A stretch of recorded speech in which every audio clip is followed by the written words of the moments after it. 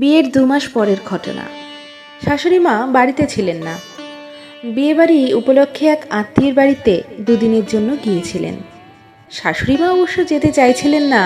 উনি বললেন, আমি চলে গেলে তুমি একা সামলাতে পারবে না, তার উপর অন্তুর অফিস, সকাল সকাল উঠে নিজে হাতে রান্না বান্না করা কম খাটনির ব্যাপার নয়। শুনে বললাম, উনি আপনি চিন্তা করবেন না, মাত্র 2 দিনের ব্যাপার। একটা দিন তো মাত্র সকাল সকাল উঠে রান্না করে দেওয়া, তারপর শনি রবিবার তো এমনিতেই ছুটি। তাছাড়া আপনি তো রবিবার চলেই আসছেন, আমি ঠিক ম্যানেজ করে নেব। আমি ম্যানেজ করে নেব বললেও শাশুড়িমা আমার উপর যেন ঠিক ভরসা করতে পারছিলেন না। কিন্তু একটা ভাব কাজ করছিলই। বললেন, শুধু কি সকালে রান্না, তার উপর অন্তর টিফিন তৈরি করা, বাড়িতে গোপাল আছে তার সেবা, তুমি সত্যিই পারবে? আপনি একটু বেশিই ভাবছেন, দেখুন না আমি পারি কি না। শেষমেশ শাশুড়ি মাকে রাজি করিয়ে জোর করেই পাঠিয়ে দিলাম আত্মীয়ের বিয়েতে। সত্যি কথা বলতে আমি মন থেকে ভীষণভাবে চাইছিলাম শাশুড়ি মা অন্তত 2-1 দিনের জন্য কোথা থেকে ঘুরে আসুক। বিয়ের পর থেকে 2 মাস কেটে গেছে, সব সময় যেন শাশুড়ির আধিপত্যে চলতে হচ্ছিল। তার মানে এই নয় উনি আমার সাথে খারাপ ব্যবহার করছেন, আমাকে শাসনে রাখছেন। নিয়ম করে সকালে ব্রেকফাস্ট করে দেওয়া, দুপুরে খাওয়ার টাইমে গুছিয়ে খেতে দেওয়া, বলতে গেলে সব কিছুই যেন সময় মতো, একটা ডেইলি রুটিন। শাশুড়ি মা যেহেতু একটু রাশভারী টাইপের মানুষ, উনি চাইলেও আমি কিছুতেই ওনার সাথে ফ্রি হতে পারছিলাম না। সে যাই হোক, শাশুড়ি মা চলে যেতেই আমি পেয়ে গেলাম এক আকাশ স্বাধীনতা। তখন পুরো রাজ্য জুড়ে আমার একার রাজত্ব। 2 দিন একদম নিজের মতো করে থাকা, নিজের মতো করে রান্না করা, নিজের মতো করে খাওয়া দাওয়া, ভাবলেই মনটা খুশিতে ভরে উঠছিল। এক অবাধ স্বাধীনতা যেন। আচ্ছা, চাইলেই কি সব নিজের মতো করে সব হয়? দেখবে তুমি এক পরিকল্পনা করবে, তোমার পরিকল্পনার ওপর আর একজন অলক্ষ্যে বসে ততক্ষণে আর একটা পরিকল্পনা করে ফেলেছেন। শাশুড়ি মা চলে যেতেই সেই খুশিতে বরকে ফোন করলাম।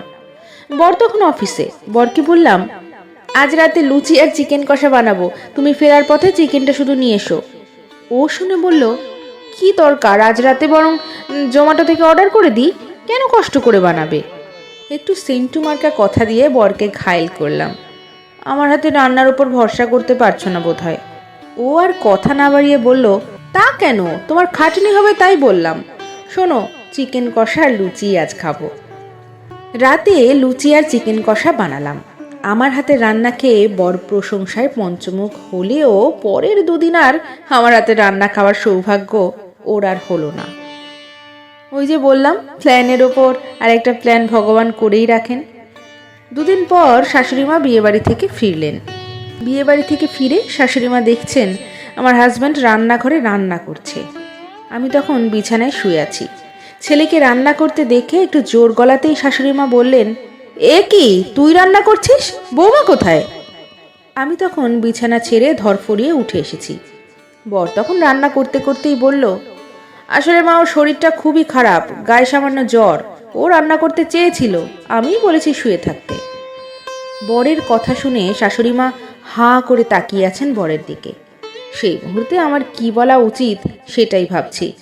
রীতিমতো ভয় পেয়ে গিয়ে নরম সুরে বলি, না না, জ্বর টর কিছু নেই, এই তো একটু আগে ওষুধ খেয়ে নিয়েছি, এখন ঠিক আছি, সরো সরো, আমি করছি। আমার এমন কথায় বর বলে উঠল, তুমি আবার উঠেলে কেন? তুমি রেস্ট নাও, আমি সামলে নিচ্ছি, তাছাড়া মা তো এসেই গেছে। আমি তখন শাশুড়ি মায়ের মুখের দিকে তাকিয়ে আছি। শাশুড়ি মা বড় বড় চোখ করে আমার দিকে তাকিয়ে বললেন, মুখের দিকে ওভাবে তাকাচ্ছ কি? আমাকে কি ভাবো বলো তো তুমি? আমি তোমার মা হতে পারবো না, তা বলে শাশুড়ি হিসেবে এতটাই কি খারাপ? শোনো বৌমা, অন্তু যা বলেছে ঠিকই বলেছে। তোমার এই জ্বর অবস্থায় উঠে আসাটাই তো ভুল। ওর যেদিন শরীর খারাপ থাকে ও কি অফিস যায়? ও তো ছুটি নিয়ে বাড়িতে রেস্ট করে। সব দিন শরীর তো সমান যায় না, শরীর খারাপ হতেই পারে। আমার ভালো লেগেছে এটা দেখে যে ও আজ নিজে রান্না করতে এসেছে, এটাই তো হওয়া উচিত। বিয়ে হয়েছে মানে একে অপরের দায়িত্ব নেওয়া, সঙ্গী এমনটাই হওয়া উচিত, যে সুখেও সঙ্গী, যে অসুখেও সঙ্গী। যাও, তুমি রেস্ট করো, আজ অন্তুই রান্না করবে। তাছাড়া মাঝে মধ্যে বাড়ির মেয়েদেরও ছুটি দিতে হয় বই কি। চলো ঘরে চলো। এখানে দাঁড়িয়ে থেকে শরীরটাকে কষ্ট দেওয়ার কোনো মানেই হয় না। ভাবতে পারিনি শাশুড়ি মা এভাবে বলবেন। বাইরের কঠিন মোড়কের আড়ালে এমন একটা স্নেহময়ী রূপ দেখে আমি সত্যিই সেদিন মুগ্ধ হয়ে গিয়েছিলাম। আমি আমার ঘরে আসি, সঙ্গে শাশুড়ি মাও আসেন। আমি বিছানায় শুয়ে পড়তেই শাশুড়ি মা আমার মাথার কাছে এসে বসলেন। খুব নরম সুরে বললেন, সম্পর্ক ঠিক থাকে সহযোগিতা আর বোঝাপড়ার উপর। একটা বন্ধুত্বপূর্ণ সম্পর্ক থাকলে যে কোনো মানুষকে যে কেউ কাছের করে তুলতে পারে। আজ বাড়ি ফিরে এটা দেখে ভালো লেগেছে যে ছেলেকে আমি সঠিক শিক্ষা দিয়ে মানুষ করতে পেরেছি। অসুখের সময় যে তোমাকে সঙ্গ দেবে সেই আসলে প্রকৃত জীবনসঙ্গী। তারপর সব ভয়ভীতি কাটিয়ে একটা অচেনা বাড়ি যে কখন নিজের বাড়ি হয়ে গেছে বুঝতেই পারিনি। সত্যিই তো, একজন ভালো জীবনসঙ্গীর সাথে শাশুড়িকেও বন্ধু হিসেবে যে মেয়ে সঙ্গী পায় তার কাছে শ্বশুর বাড়িটাই স্বর্গ হয়ে যায়।